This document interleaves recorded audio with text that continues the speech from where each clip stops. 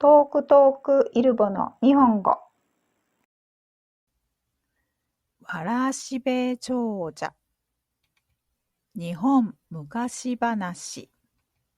昔々何をやってもうまくいかず、運に見放された貧しい若者がいました。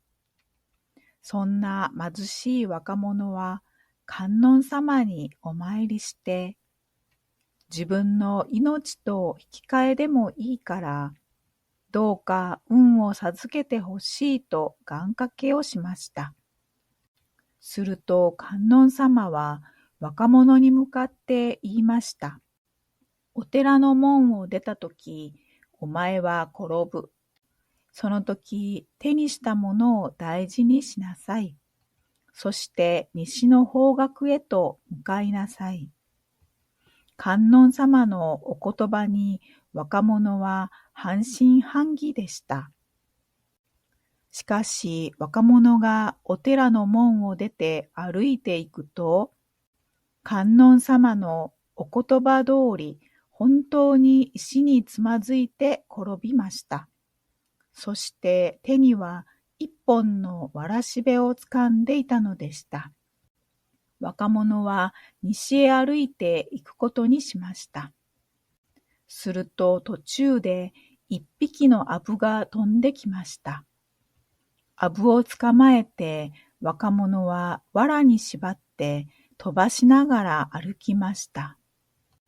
すると向こうから子供を連れたお母さんに出会いました。子供はアブを見て、あれ欲しい欲しいとせがみました。いいよ、あげるよとアブのついたわらしべをあげました。ありがとうございますとお母さんが言うと、お礼にみかんを3つくれました。若者は再び西に向かって歩みました。すると今度は喉を渇かせて困っている女性に会いました。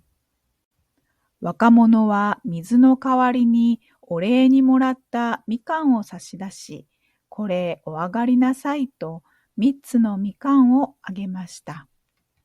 女性はとっても喜んで高級な布を一旦くれました。若者は布を持ってまた西へと進んでいきました。すると今度は道端で馬が死んで困っている一人の男に会いました。途中で馬が倒れてしまい大変だったと言います。それならこの布と馬を取っ替えましょうかと若者が言うと、男は喜んでそれは助かると言って若者は死んだ馬と布を取り替えました。男が立ち去った後、若者は倒れている馬に水を汲んできて飲ませました。一晩中介護してあげました。ごくごく水を喉に流し込むと、馬は目を開いて立ち上がりました。わあ、生き返ったぞ、生き返ったぞ。若者は手を叩きました。ひひーんと馬が鳴きました。若者は馬と共に旅を続けました。日が暮れて、若者はある一軒の大きな家に泊めてもらうことになりました。その家の主人は馬を非常に褒めました。次の日の朝です。家の主人は若者に向かって、実は私はこれから旅に出なければなりません。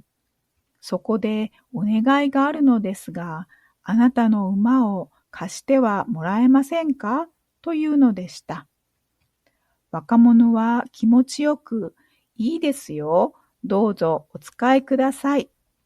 それはありがたいと家の主人は喜んで、私が戻るまであなたはこの家で自由にお暮らしください。私が戻るまではあなたがこの家の主人です。と言いました。そうしてその家の主人は馬に乗って旅に出て行ったのでした。それっきり主人は二度と帰っては来ませんでした。若者は人を助けることで大きな家の主人になってお金持ちになり、安楽な一生を送りました。この後も男は藁一つも無駄にせず、人々を助けながら生活したため、この男をわらしべ長者と呼びました。おしまい。